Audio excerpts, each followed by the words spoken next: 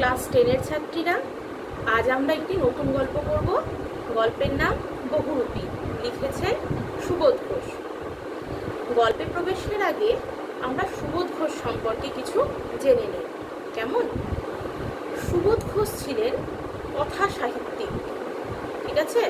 কথা সাহিত্যিক সুবোধ ঘোষ, অর্থাৎ গদ্য রীতিতেই তিনি প্রধানত রচনা করেছেন। এই সুবোধ ঘোষের জন্ম হয়েছিল 1910 খ্রিস্টাব্দে, মতান্তরে 1909 খ্রিস্টাব্দে। তিনি বিহারের হাজারিবাগ অঞ্চলে জন্মগ্রহণ করেন। তার আদি নিবাস ছিল ঢাকা জেলার বিক্রমপুর মহকুমার অন্তর্গত বহর গ্রামে। হাজারিবাগের সেন্ট কলম্বাস কলেজের ছাত্র ছিলেন তিনি। অর্থনৈতিক চাপে পড়ে পড়াশোনা ছেড়ে তিনি বিভিন্ন পেশার সঙ্গে যুক্ত হয়েছিলেন। তিনি বাসের কন্ডাক্টরি পর্যন্ত করেছেন। তিনি অভ্রখনিতে ওভারসিয়ারের কাজ করেছেন। কলেরার ভ্যাকসিনেশন মানে টিকাকরণের কাজ করেছেন। কেক পাউরুটির ব্যবসার সাথে জড়িত ছিলেন। সার্কাস দলের মাল বহনকারী, খেলা দেখানো, এই সমস্ত কাজ তিনি করেছেন। আর এই সমস্ত কাজ করার ফলে তার ব্যক্তিগত যে অভিজ্ঞতা তিনি অর্জন করেছিলেন তার ছাপ কিন্তু আমরা দেখতে পাই তার শিল্পী সত্তাতে। অর্থাৎ তার শিল্পী সত্তা বিকাশের ক্ষেত্রে তার ব্যক্তিগত জীবনের এই অভিজ্ঞতা প্রভাব ফেলেছিল। তিনি যে সাহিত্য চর্চা শুরু করেছিলেন সেটা মোটামুটি 1940 খ্রিস্টাব্দ থেকে, আর 1980 খ্রিস্টাব্দ পর্যন্ত তিনি সাহিত্য চর্চা করেছিলেন। তার মানে মোটামুটি 1910-এ যদি তার জন্ম হয়ে থাকে, 1940 থেকে তিনি সাহিত্য চর্চা শুরু করলেন। সেদিক থেকে দেখতে গেলে তিনি অনেক দেরিতেই সাহিত্য চর্চা শুরু করেছিলেন, কিন্তু তার নিজস্ব মেধা, মনন, চিন্তা চেতনা ও অভিজ্ঞতা আলোকে তিনি নিজেকে প্রতিষ্ঠিত করেছিলেন সাহিত্যের জগতে স্বমহিমায়। তার উল্লেখযোগ্য ছোট গল্পগুলি হল অযান্ত্রিক, ফসিল, এইসব। আচ্ছা, তিনি আগস্ট আন্দোলনের পটভূমিকায় রচনা করেছিলেন কালো গুরু, শিবালয় গল্প দুটি। প্রেম গল্প রচনাতে তিনি জীবনের জটিলতাকে ও রহস্যময়তাকে খুব সুন্দরভাবে উপস্থাপন করেছেন তার গল্পে। তার এই প্রেম জাতীয় গল্পগুলোর মধ্যে উল্লেখযোগ্য হচ্ছে যদুগৃহ, বারবধূ, ভগিনী এবং শুক্লা কিশার। আচ্ছা, তার একটি গুরুত্বপূর্ণ বিষয় হচ্ছে তার সাহিত্যের সৃষ্টির মধ্যে উপন্যাস রচনাতেও কিন্তু তিনি বেশ সিদ্ধহস্ত ছিলেন। আমি যে সমস্ত ছোট গল্পগুলোর নাম বললাম তার বাইরেও তিনি অনেক উল্লেখযোগ্য ছোট গল্প রচনা করেছেন। তো উপন্যাসের ক্ষেত্রেও তিনি সিদ্ধহস্ত ছিলেন। তার প্রথম, অর্থাৎ সুবোধ ঘোষের প্রথম পূর্ণাঙ্গ উপন্যাস হল তিলাঞ্জলি। এটি কিন্তু তিনি মন্বন্তরের পটভূমিকায় রচনা করেছিলেন। রাজনৈতিক আন্দোলনকে কেন্দ্র করে তার লেখা উপন্যাস গঙ্গোত্রী। সুবোধ ঘোষের লেখা শতকিয়া মানভূমের আদিবাসী অধ্যুষিত পল্লী অঞ্চলের পটভূমিতে রচিত। এই শতকিয়া একটি সার্থক আঞ্চলিক উপন্যাসের উপনীত হতে পেরেছিল। আচ্ছা, তিনি ভারতীয় মহাকাব্য পৌরাণিক চরিত্র নিয়ে উপন্যাস রচনা করেছেন যার নাম হচ্ছে ভারত প্রেম কথা। সেটা কিন্তু বেশ উল্লেখযোগ্য একটি সৃষ্টি। আচ্ছা, কথা সাহিত্যিক সুবোধ ঘোষ সাহিত্যকর্মে তার অবদানের জন্য আনন্দ পুরস্কার পেয়েছিলেন। কলকাতা বিশ্ববিদ্যালয়ের জগত্তারিণী পদক লাভ করেছিলেন। এই প্রতিভাবান সাহিত্যিক 1980 খ্রিস্টাব্দে 10ই মার্চ পরলোক গমন করেন। তাহলে এই হচ্ছে সুবোধ ঘোষ সম্পর্কে খুব ছোট্ট করে তোমাদেরকে আমি বললাম, ঠিক আছে? এবার আমাদের আজকে আলোচ্য গল্প কি? বহুরূপী। এই গল্পটি সুবোধ ঘোষের লেখা গল্প সমগ্র গ্রন্থের 3য় খণ্ড থেকে সংকলিত। কেমন? তাহলে চলো এখন এখন গল্পে প্রবেশ করা যাক। গল্পের নাম কি? বহুরূপী, লিখেছেন সুবোধ ঘোষ। আচ্ছা, গল্পের শুরুতেই কি দেখা যাচ্ছে? হরিদার কাছে আমরাই গল্প করে বললাম, শুনেছেন হরিদা কি কাণ্ড হয়েছে? উনানের মুখে ফু দিয়ে আর অনেক ধোঁয়া উড়িয়ে নিয়ে হরিদা এইবার আমাদের কথার জবাব দিলেন, না কিছুই শুনিনি।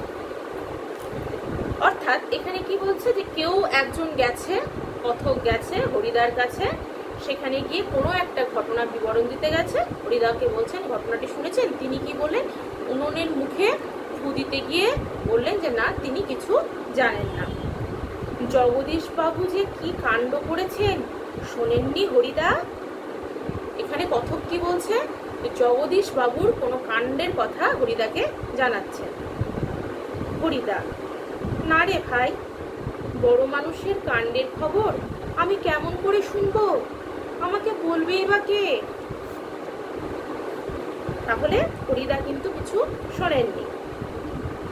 7 দিন হলো এক সন্ন্যাসী এসে জগদীশ বাবুর বাড়িতে ছিলেন। খুব উঁচু দরের সন্ন্যাসী, হিমালয়ের গুহাতে থাকেন, সারা বছরে শুধু একটি হরিতকি খান, এছাড়া আর কিছুই খান না। সন্ন্যাসীর বয়সও 1000 বছরের কাছাকাছি বলে অনেকেই মনে করেন। তাহলে কি কথক এখানে কি বলছে? 7 দিন ধরে এই যে জগদীশ বাবুর কথা বলা হলো, সেই জগদীশ বাবুর বাড়িতে খবরটি কি দিল? জগদীশ বাবুর বাড়িতে একজন উঁচু দরের সন্ন্যাসী এসেছেন। তার বয়স কত বলছে? 1000 বছরের বেশি বলে অনেকে মনে করছেন। তিনি নাকি কিছুই খান না, সারা বছরে শুধুমাত্র একটি নাকি হরিতকি খেয়ে থাকেন। এই গল্পটি কথক কাকে বলছে? হরিদাকে বলছেন। হরিদা তখন কি বলছেন? সন্ন্যাসী কি এখনো আছেন?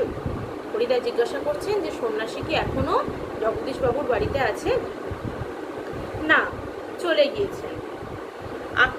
আক্ষেপ করেন হরিদা, থাকলে একবার গিয়ে পায়ের ধুলো নিতাম। তাহলে হরিদা বলেন, ইস, সন্ন্যাসীটা চলে গেলেন, উনি যদি থাকতেন তাহলে ওনার এত বড় যখন একজন সন্ন্যাসী, তাহলে তার পায়ের ধুলো নিতাম, অর্থাৎ আশীর্বাদ নিয়ে আসতাম, পা ছুঁয়ে প্রণাম করে। তা পেতেন না হরিদা, সে ভয়ানক দুর্লভ জিনিস। শুধু ওই একা জগদীশ বাবু ছাড়া আর কাউকে পায়ের ধুলো নিতে দেননি সন্ন্যাসী। তাহলে কি বলছেন? কথক বলছেন যে সেই পায়ের ধুলো সেটা নাকি ভীষণ দুর্লভ, সেটা একমাত্র কে পেয়েছেন? জগদীশ বাবু।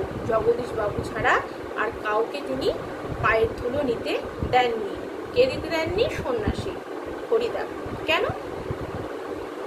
কথক বলছে, জগদীশ বাবু একজোড়া কাঠের খড়মে সোনার বোল লাগিয়ে সন্ন্যাসীর পায়ের কাছে ধরলেন। তখন বাধ্য হয়ে সন্ন্যাসীর পা এগিয়ে দিলেন, নতুন খড়ম পরলেন, আর সেই ফাঁকে জগদীশ বাবু পায়ের ধুলো নিয়েছিলেন। তাহলে কি জগদীশ বাবু কিভাবে পায়ের ধুলো পেয়েছিলেন? উনি কিন্তু একটা একটি কাজ করেছিলেন, যার ফলে পায়ের ধুলো পেয়েছিলেন। সরাসরি কিন্তু তিনি পায়ের ধুলো পাননি। কিভাবে পেয়েছিলেন? বলছে জগদীশ বাবু একজোড়া কাঠের খড়ম দান করেছিলেন। কাকে দিয়েছিলেন? সন্ন্যাসীকে দিয়েছিলেন। সেখানে কি সোনার বোল লাগানো ছিল। তখন সন্ন্যাসী বাধ্য হয়ে যখন সেই খড়মটি পড়তে গেছে, তখন কি হয়েছে? পাটা যখনই বাড়িয়েছে, যখনই সন্ন্যাসী পা বাড়িয়েছেন, তখনই কিন্তু জগদীশ বাবু সেই পা ছুঁয়ে পা থেকে ধুলো নিয়ে নিয়েছেন। হরিদা, বাহ, এ তো বেশ মজার ব্যাপার। হরিদা বললেন, এই ব্যাপারটি বেশ মজার। হ্যাঁ, তাছাড়া সন্ন্যাসীকে বিদায় দেবার সময় জগদীশবাবু 100 টাকার একটা নোট জোর করে সন্ন্যাসীর ঝোলার ভিতরে ফেলে দিলেন। সন্ন্যাসী হাসলেন আর চলে গেলেন। কি বলছে কথক? যে হ্যাঁ, সন্ন্যাসী যখন নাকি জগদীশ বাবুর বাড়ি থেকে যান, তখন জগদীশ বাবু জোর করে তার ঝোলাতে 100 টাকার নোট গুঁজে দেন, আর সেই সন্ন্যাসী একটু হেসে চলে যান। গল্প শুনে খুব গম্ভীর হয়ে গেলেন হরিদা। অনেকক্ষণ চুপ করে রইলেন। আমরা কি বলছি বা না বলছি সেদিকে হরিদার যেন কান নেই। অর্থাৎ কথক কি বলছেন, কথকের কাছে, এই জগদীশ বাবুর কাছে আসা একজন বিখ্যাত সন্ন্যাসীর ঘটনা শুনে, মানে তারপরে কথকরা নিজেদের মধ্যে গল্প করছিলেন, অর্থাৎ সেখানে আরও কেউ উপস্থিত ছিলেন, সেখানে তারা গল্প করছিলেন, কিন্তু হরিদা অন্যমনস্ক হয়ে গেলেন এবং তারা নিজেদের মধ্যে কি কি গল্প করছিলেন সেই বিষয়ে তিনি সম্পূর্ণ উদাসীন ছিলেন। হরিদার উনানের আগুন তখন বেশ গনগনে হয়ে জ্বলছে। আমাদের চায়ের জন্য এক হাঁড়ি ফুটন্ত জল নামিয়ে দিয়েই হরিদা তার ভাতের হাঁড়িটাকে উনানে চড়ালেন। কি বলছে, যে হরিদার উনানের আগুন তখন বেশ গনগন হয়ে জ্বলছে। গনগন হয়ে জ্বলছে মানে বেশ আঁচ রয়েছে সেই উনুনে। আর সেই চায়ের জন্য যে এক হাঁড়ি ফুটন্ত জল সেটা নামিয়ে দিয়ে হরিদা সেখানে সেই গনগনে আঁচের মধ্যে কি বসালেন, ভাতের হাঁড়ি বসালেন। শহরের সবচেয়ে সরু এই গলিটার ভিতরে এই ছোট্ট ঘরটাই হরিদার জীবনের ঘর, আর আমাদের চারজনের সকাল সন্ধ্যার আড্ডার ঘর। চা, চিনি আর দুধ আমরাই নিয়ে আসি। হরিদা শুধু তার উনানের আগুনের আঁচে জল ফুটিয়ে দেন। বলছে শহরের সবচেয়ে সরু এই গলিটার ভেতরে এই ছোট্ট ঘরটাই হরিদার জীবনের ঘর। অর্থাৎ হরিদার বাড়ি কোথায়, শহরের সবচেয়ে সরু গলির প্রান্তে, সরু গলির ভেতরে একটা ছোট্ট একটি ঘরের মধ্যে থাকেন হরিদা। আর সেখানে আমাদের চারজনের সকাল সন্ধ্যার আড্ডার ঘর, মানে আমরা চারজন, অর্থাৎ এখানে উপস্থিত কে কে রয়েছেন, হরিদা, কথক, আরও দুজন রয়েছেন, তারা সেখানে আড্ডা মারেন। আর চা, চিনি আর দুধ আমরাই নিয়ে আসি। তাহলে চা, চিনি, দুধ বাকি তিনজন নিয়ে আসেন, হরিদা শুধু তার উনানের আগুনের আঁচে জল ফুটিয়ে দেয়। খুবই গরিব মানুষ হরিদা, কিন্তু কাজ করতে হরিদার প্রাণের মধ্যেই যেন একটা বাধা আছে। ইচ্ছে করলে কোনো অফিসের কাজ কিংবা কোনো দোকানের বিক্রিওয়ালার কাজ পেয়ে যেতে পারেন হরিদা, কিন্তু ওই ধরনের কাজ হরিদার জীবনের পছন্দই নয়। একেবারে ঘড়ির কাঁটার সামনে সময় বেঁধে দিয়ে তার নিয়ম করে নিয়ে রোজই এক চাকরির কাজ করে যাওয়া হরিদার পক্ষে সম্ভব না। হরিদার উনানের হাঁড়িতে অনেক সময় শুধু জল ফোটে, ভাত ফোটে না। এই একঘেয়ে অভাবটাকে সহ্য করতে হরিদার আপত্তি নেই, কিন্তু একঘেয়ে কাজ করতে ভয়ানক আপত্তি। তাহলে এখানে কিন্তু কথক হরিদার পরিচয় দিচ্ছেন। কি বলছেন, হরিদা ভীষণ গরিব মানুষ, কিন্তু কাজ করতে হরিদার প্রাণের মধ্যেই যেন একটা বাধা আছে। বলছে কাজ করতে হরিদার নিজের ইচ্ছে হয় না, তার প্রাণেই বাধা আছে। ইচ্ছে করলে কোনো অফিসের কাজ কিংবা কোনো দোকানের বিক্রিওয়ালার কাজ পেয়ে যেতে পারেন হরিদা।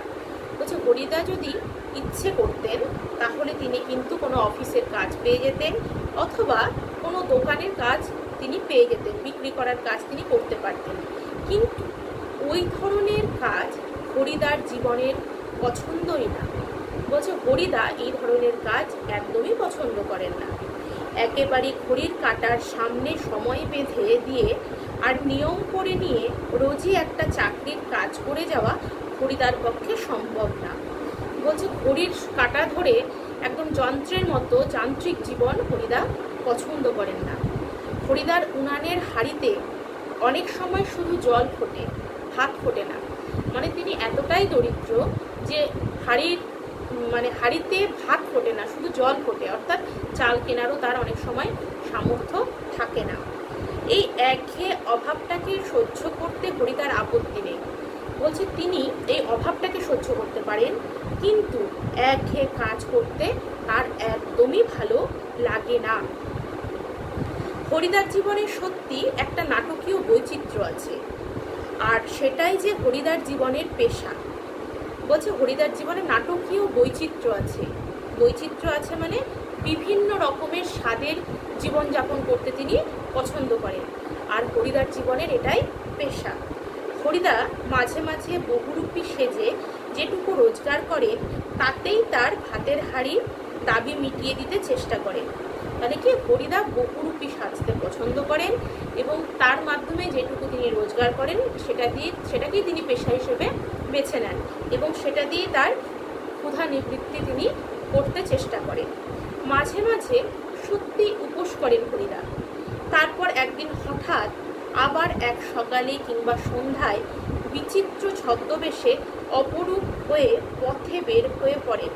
বলছে কখনো কখনো তিনি উপবাস করেই থাকেন, আবার কখনো হঠাৎ তিনি বহুরূপী সেজে বেরিয়ে পড়েন।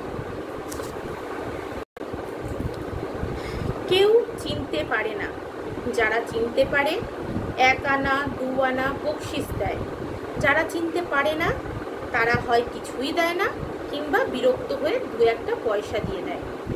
বলছে কি যে তিনি বহুরূপী সেজে অর্থাৎ ছদ্মবেশে পথে যান, পথে নেমে পড়ে। ঠিক আছে, কেউ চিনতে পারে না, যারা চিনতে পারে তারা 1 আনা 2 আনা করে তাকে বকশিস দেন, যারা চিনতে পারে না তারা হয় কিছুই দেন না কিংবা বিরক্ত হয়ে 2-1 পয়সা দিয়ে দেন। ঠিক আছে, একদিন চকের বাস স্ট্যান্ডের কাছে ঠিক দুপুর বেলাতে একটা আতঙ্কের হল্লা বেজে উঠেছিল। একটা উন্মাদ পাগল, তার মুখ থেকে লালা ঝরে পড়ছে, চোখ দুটো কটকটে লাল, তার কোমরে একটা ছেঁড়া কম্বল জড়ানো, গলায় টিনের কৌটোর একটা মালা। পাগলটা একটা থান ইট হাতে তুলে নিয়ে বাসের ওপর বসা যাত্রীদের দিকে তেড়ে যাচ্ছে। চেঁচিয়ে উঠছে যাত্রীরা, 2-1 পয়সা ফেলেও দিচ্ছে। একটু পরেই বাসের ড্রাইভার কাশীনাথ ধমক দেয়, খুব হয়েছে হরি, এবার সরে পড়ো, অন্যদিকে যাও। হ্যাঁ, ওটা কি একটা বহুরূপী? বাসের যাত্রীরা কেউ হাসে, কেউ বা বেশ বিরক্ত হয়, কেউ আবার বেশ বিস্মিত। সত্যি খুব চমৎকার পাগল সাজতে পেরেছে তো লোকটা। কি বলছে, একদিন চকের বাস স্ট্যান্ডের কাছে হরিদা কি সেজেছিলেন? পাগল সেজেছিলেন। পাগল এমনভাবে সেজেছিলেন যে লোকজন অবাক হয়ে গিয়েছিলেন যে এইভাবে কি পাগল সাজা সম্ভব। মানে সেই পাগলের সাজের ক্ষেত্রে উন্মাদ পাগল সেজেছেন, মুখ থেকে লালা ঝরছে, তার চোখগুলো কটকটে লাল, কোমরে একটা ছেঁড়া কম্বল জড়ানো, গলায় টিনের কৌটোর একটা মালা। পাগলটা একটা থান ইট হাতে তুলে নিয়ে বাসের ওপর বসা যাত্রীদের দিকে তেড়ে যাচ্ছে। মারেনি কিন্তু, তেড়ে যাচ্ছে, অর্থাৎ সে পাগল, সে যে কোনো মুহূর্তে ছুঁড়ে মারতে পারে। চেঁচিয়ে উঠছে যাত্রীরা ভয় পেয়ে চিৎকার করে উঠছে। ঠিক আছে, 2-1 পয়সাও ফেলে দিচ্ছে। একটু পরে বাসের ড্রাইভার চিনতে পেরে গেছে হরিদাকে। তিনি তখন কি বলছেন, খুব হয়েছে হরি, এইবার সরে পড়ো, অন্যদিকে যাও। এবার কি বাসের যখন ড্রাইভার চিনতে পেরেছে তখন বাসের যাত্রীরা বলছে এটা বহুরূপী। বাসের যাত্রীরা কেউ হাসছে, কেউ বিরক্ত হয়েছে, কেউ কেউ বিস্মিত অর্থাৎ অবাক হয়ে গিয়েছে।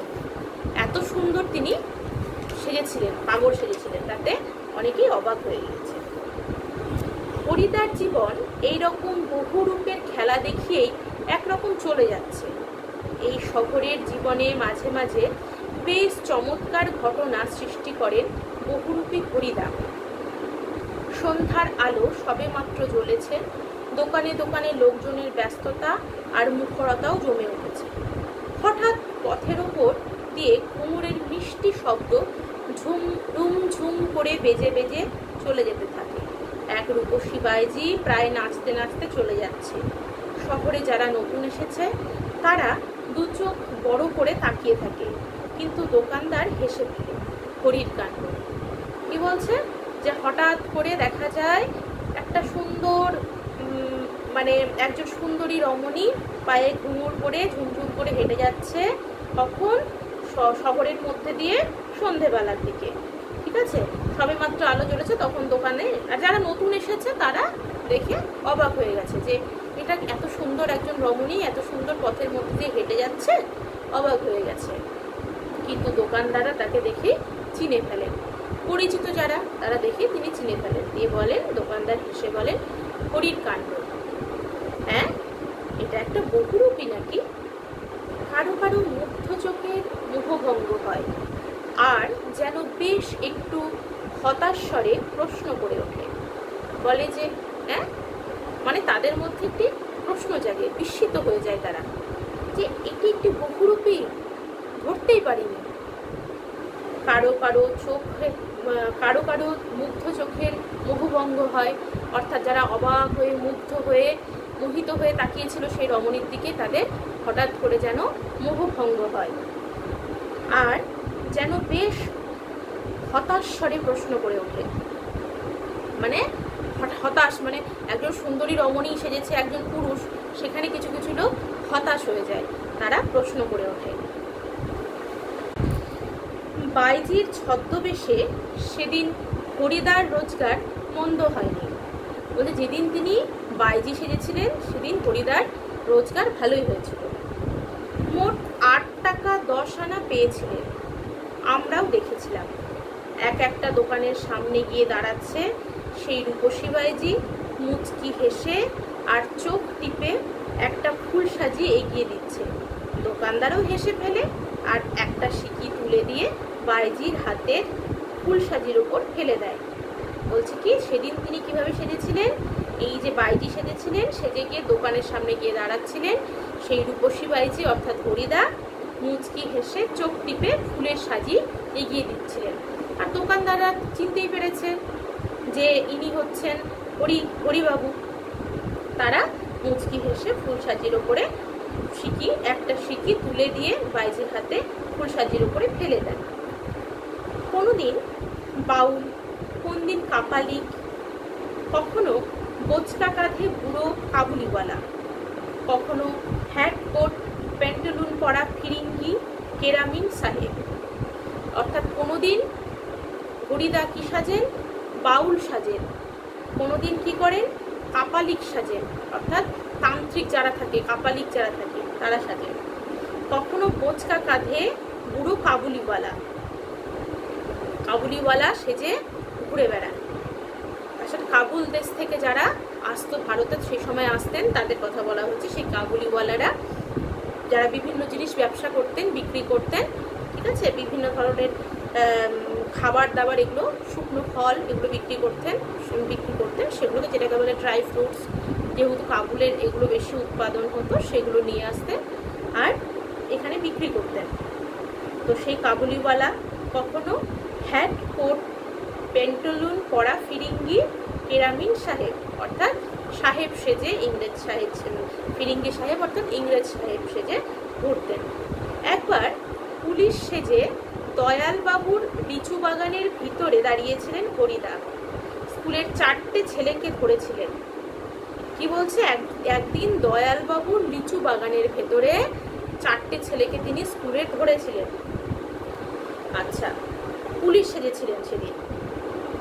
ভয়ে কেঁদে ফেলেছিল ছেলেগুলো, আর স্কুলের মাস্টার এসে সেই নকল পুলিশের কাছে ক্ষমা চেয়েছিলেন। অর্থাৎ হরিবাবু সেদিন কি সেজেছিলেন, পুলিশ সেজেছিলেন। চোর কারা, স্কুলের স্টুডেন্টরা। তারা কি করেছিল, ছাত্ররা, তারা গিয়েছিল লিচু চুরি করতে গিয়ে। তো সেই লিচু চুরি করতে গিয়ে পুলিশের কাছে ধরা পড়েছে, সেই ভেবে তারা বেশ ভয় পেয়েছিল আর কেঁদে ফেলেছিল। আর স্কুলের মাস্টার মশাই সেই পুলিশের কাছে ক্ষমা চেয়েছিলেন। সেই পুলিশ আসলে কে, হরিবাবু, হরিদা। এবারের মতো মাফ করে দিন ওদের, কিন্তু 8খানা ঘুষ নিয়ে তারপর মাস্টারের অনুরোধ রক্ষা করেছিলেন সেই নকল পুলিশ হরিদা। বলছে তিনি ঘুষ নিয়েছিলেন আবার পুলিশ সেজে, নিয়ে তারপরে সেই মাস্টার মশাইয়ের অনুরোধ তিনি রেখেছিলেন। পরদিন অবশ্য স্কুলের মাস্টার মশাই জানতে বাকি থাকেনি কাকে তিনি 8 আনা ঘুষ দিয়েছিলেন। কিন্তু মাস্টার মশাই একটুও রাগ করেননি, বরং একটু তারিফই করলেন। বাহ, সত্যি খুব চমৎকার পুলিশ সেজেছিল হরি। অর্থাৎ মাস্টার মশাই পরদিন জানতে পারলেন যে হরিদা পুলিশ সেজে এসেছিলেন, কিন্তু তিনি রাগ করেননি, বরং প্রশংসা করেছিলেন যে এত সুন্দর তিনি পুলিশ সেজেছিলেন। এখন কিন্তু আমরা ঠিক বুঝতে পারছি না হরিদা এত গম্ভীর হয়ে কি ভাবছেন। অর্থাৎ জগদীশ বাবুর বাড়িতে আসা সন্ন্যাসীর গল্পটি শুনে হরিদা যে অন্যমনস্ক হয়ে গিয়েছেন, সেটার কারণ কথক কিন্তু বুঝতে পারছেন না। সন্ন্যাসীর গল্পটা শুনে কি হরিদার মাথার মধ্যে নতুন কোনো মতলব ছটফট করে উঠেছে? ঠিকই, আমাদের সন্দেহ মিথ্যে নয়। বলছে সন্ন্যাসীর গল্প শুনে কি হরিদার মাথাতে আবার কোনো রকম মতলব ছটফট করে উঠেছে, কিছু সাজতে ইচ্ছে করছে নাকি হরিদার? তারপরে দেখা গেল যে ঠিক কথকদের সন্দেহ কিন্তু মিথ্যে নয়।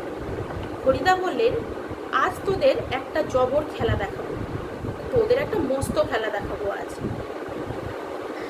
আমাদের দেখিয়ে আপনার লাভ কি হরিদা? আমাদের কাছ থেকে একটা সিগারেটের চেয়ে বেশি কিছু তো পাবেন না। বলে যে আমাদেরকে খেলা দেখিয়ে লাভ কি? আমরা খুব বেশি হলে আপনাকে একটা সিগারেট খাওয়াতে পারি। না, ঠিক তোমাদের দেখাবো না, আমি বলছি তোমরা সেখানে থেকো, তাহলে দেখতে পাবে। কোথায়? হরিদা, আজ সন্ধ্যায় জগদীশ বাবুর বাড়ি। বলছেন, হরিদা বলছেন যে তোমরা সেখানে থেকো, তোমাদেরকে ঠিক দেখাবো সেটা বলছি না, তবে ওখানে থেকো, তোমরাও দেখতে পাবে। কোথায় দেখাবেন তিনি? জগদীশ বাবুর বাড়িতে। হঠাৎ জগদীশ বাবুর বাড়িতে খেলা দেখাবার জন্য আপনার এত উৎসাহ জেগে উঠলো কেন? হরিদা হাসেন। মোটা মতন কিছু আদায় করে নেব, বলে কিছু প্রচুর পরিমাণে টাকা পয়সা আদায় করে নেব। বুঝতেই তো পারছো, পুরো দিনটা রূপ ধরে ঘুরে বেরিয়েও 2-3 টাকার বেশি হয় না। একবার বাইজি সেজে অবশ্যই কিছু বেশি পাওয়া গিয়েছিল, কিন্তু ওতেই বা কি হবে? ঠিকই বলেছেন হরিদা। সপ্তাহে বড়জোর একটা দিন বহুরূপী সেজে পথে বের হন হরিদা, কিন্তু তাতে 7 দিনের পেট চলবার মতো রোজগার হয় না। বলছে যে আমার বেশি রোজগার করতে হবে। সেটা কে বলেছেন? হরিদা বলেছেন। কারণ তিনি সারাদিনে ঘুরে বহুরূপী সেজে খুব বেশি রোজগার করতে পারেন না, 2-3 টাকার বেশি তার রোজগার হয় না। একবার তিনি যে বাইজি সেজেছিলেন, সুন্দরী রমণী সেজেছিলেন, সেবার তার কিছু রোজগার হয়েছিল বেশি, কিন্তু সারা সপ্তাহ জুড়ে যদি তিনি ঘোরেন তাতে কিন্তু তার খুব বেশি রোজগার হয় না। সারা সপ্তাহে তিনি একটা দিন বহুরূপী সেজে পথে বের হন, তাতে রোজগার যা হয় তাতে তার খুব কষ্টেই চলে। 7 দিনের পেট চলবার মতো কিন্তু তার রোজগার হয় না। হরিদা বলেন, না, এবার আর কাঙালের মতো হাত পেতে বকশিস নেওয়া নয়, এবার মারি তো গন্ডার, লুটি তো ভান্ডার। বলছেন কি যে না, এবার আর কাঙালের মতো হাত পেতে পেতে বকশিস নেব না, অর্থাৎ অন্যজনকে খুশি করে তারা 1 টাকা সে সময়ের যে সিকি পয়সা দিতেন বা কিছু, সেই ধরনের কিছু তিনি নিতে রাজি নন। এবার মারি তো গন্ডার, লুটি তো ভান্ডার। এটা প্রচলিত প্রবাদ আছে, যদি মারতেই হয় তাহলে গন্ডার মারবো, আর লুটতেই হয় তাহলে ভান্ডার লুটবো, অর্থাৎ যা করবো খুব বড় সড়ো মাপের রোজগার করবো। একবারই যা ঝেলে নেব তাতে আমার সারা বছর চলে যাবে। বলে একবারে এবার রোজগার করে নেব, এবার যা রোজগার করব তাতে আমার সারা বছর চলে যাবে। কিন্তু সে কি করে সম্ভব? জগদীশবাবু ধনী মানুষ বটেন, কিন্তু বেশ কৃপণ মানুষ। বলছে যে এটা কি করে সম্ভব? জগদীশবাবু বেশ ধনী, তবে তিনি তো বেশ কৃপণ, তার কাছ থেকে আপনি কিভাবে এত টাকা রোজগার করবেন? হরিদাকে একটা যোগী, সন্ন্যাসী কিংবা বৈরাগী সাজতে দেখে কত আর খুশি হবেন জগদীশবাবু? আর খুশি হলেই বা কত আনা বকশিস দেবেন? 5 আনার বেশি তো নয়। বলছে যে হরিদা যদি একজন যোগী সন্ন্যাসী সাজেন অথবা বৈরাগী সাজেন, তাহলে খুশি হয়ে জগদীশবাবু কতই বা দেবেন?